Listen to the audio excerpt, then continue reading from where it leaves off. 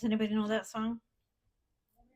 Old Man River. The next story features the St. Joe River. We call Act Two with Frank Ackerman the Bet.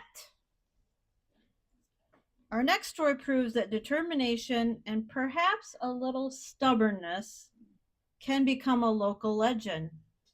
Frank Ackerman became known for an unforgettable wager that tested endurance, grit, and competitive spirit that has long been part of small town America. Today you will hear the tale behind the bet. Please welcome Michael Delaware as Frank Ackerman.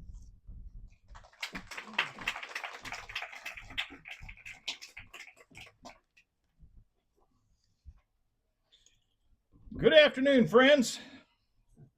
My name is Frank W. Ackerman. Now, some of you may know me as a teacher, and some may know me as a coach. Some may know me as a chemistry professor, and some may have read that newspaper headline so long ago about me. Pedaling bicycle 200 miles to join the Army didn't hurt Frank W. Ackerman. Well, I suppose that headline is true enough. I am 93 years old now, and after all these years, people seem surprised that an old man like me once rode a bicycle nearly 200 miles just so the Army would give him another chance. But that's exactly what I did. I was born in Union City. You guys know where that is? And I came from humble beginnings. We did not have extra money. No money lying around whatsoever, and I wanted something, I had to work for it. When I wanted to go to college, I earned money in every way I could. I worked, I saved, and stretched every dollar. I enrolled at the University of Michigan. But even that was not easy. At one point, I could not afford proper clothing. I wore overalls, cut off above the knees, with a white shirt and suspenders quite often. I may not have looked like a polished college man, but I had determination. I also learned something important early in life. A person does not have to begin with much in order to become something. You need stamina. You need discipline. You need purpose. And I had all three. Now, before I ever pedaled those 200 miles, I had already earned a bit of a reputation for being determined, or maybe just stubborn. When I was still a young man in Union City, Michigan, some fellows made me a bet. They dared me to cross the St. Joseph River hand over hand on a rope. Now, that was no small thing.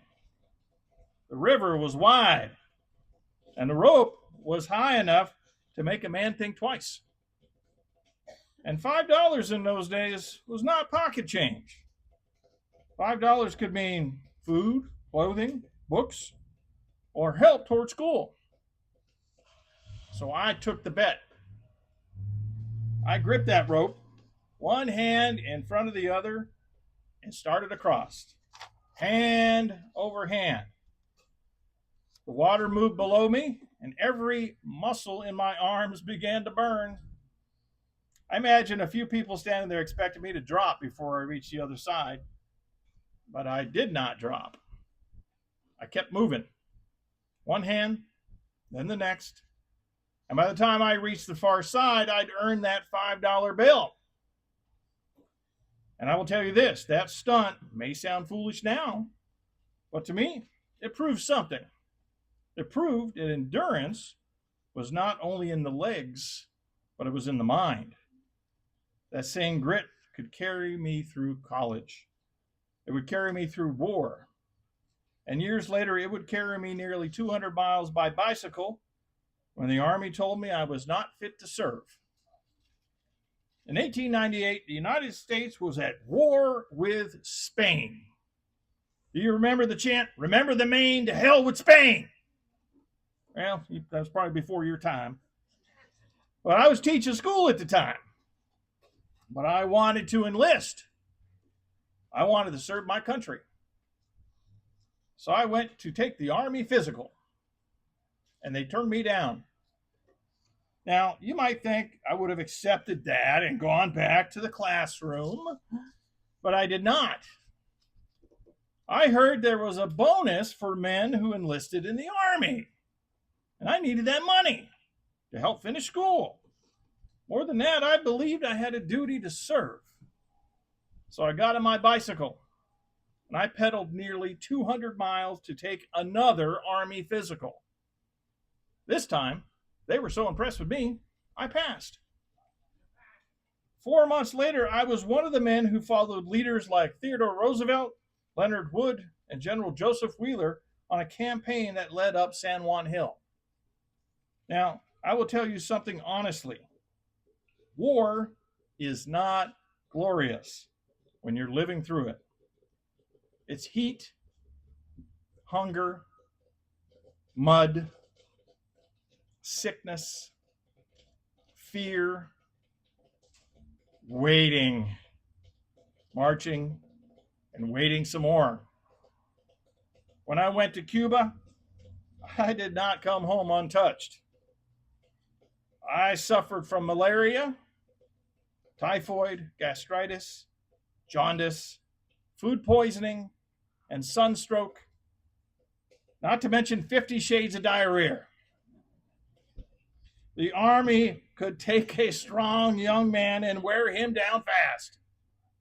At one point, I lost all my clothing and had to pay for new clothes myself. I wrote letters home complaining about that, and one of my relatives kept one of those letters. I remember writing that one of our greatest enemies was not always the Spanish soldier.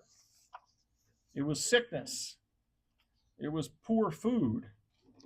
It was weakness from the heat. It was bad weather. A man could survive the enemy and still be nearly defeated by the conditions around him. But I was discharged in November of 1898, and I worked my way through school after that.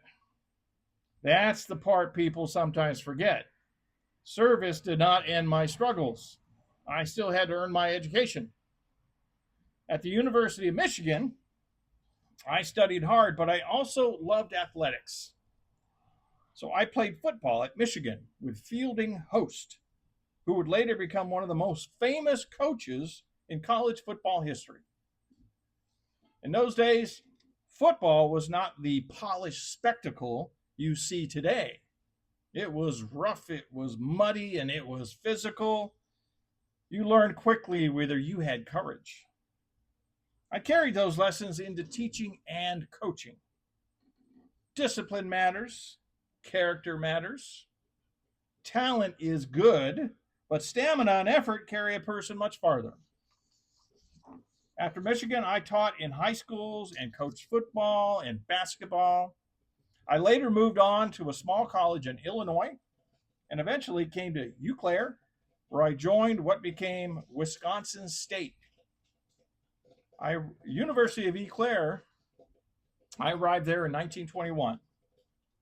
At Eau Claire, I taught chemistry, served the school, worked with students. I spent many years in education because I believed education could change a life. It had changed mine. Eventually, I stopped coaching.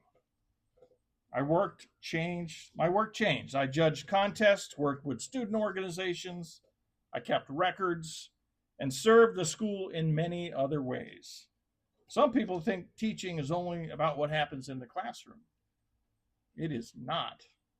Teaching is what happens when a young person sees someone believe in discipline, fairness, and high standards. Now, I will admit something. By the time I was an old man, I had opinions about young people. Every generation does. In my later years, I watched students protest, question authority, and challenge the way things were. Some people expected me to be angry about that, but I remember myself being young at one time. I remember riding a bicycle 200 miles because I wanted to control my own future. I remember crossing the St. Joseph River hand over hand because $5 might help me move forward. I remembered questioning whether the Army had judged me correctly. I remember refusing to accept no as a final answer. So maybe young people and old people are not as different as you think. A young person wants to be heard, an old person wants to be remembered.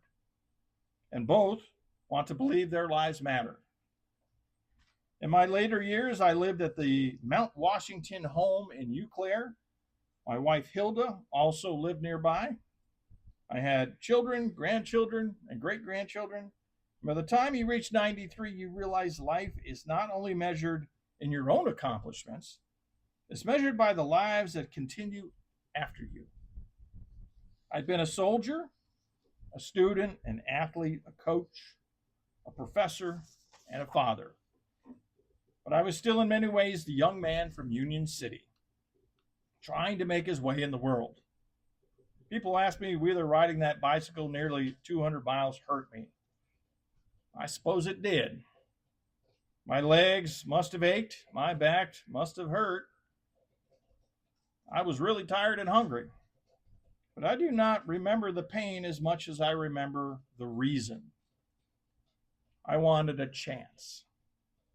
That's what I rode for, a chance to serve, a chance to earn money for school, a chance to prove that I was stronger than one failed physical exam, a chance to become something more than what my circumstances first allowed. And that's what history should remind us. People are not only the names carved into stones or printed in newspapers, they are decisions, they are struggles, they are long roads traveled 1 mile at a time. So when you remember Frank Ackerman, you not only remember an old professor, remember the young man from Union City who crossed the St. Joseph River hand over hand for a $5 bet. Remember the young man who put his feet on the bicycle pedals and rode nearly 200 miles because he refused to give up. Remember the soldier who survived Cuba. Remember the teacher who believed discipline mattered.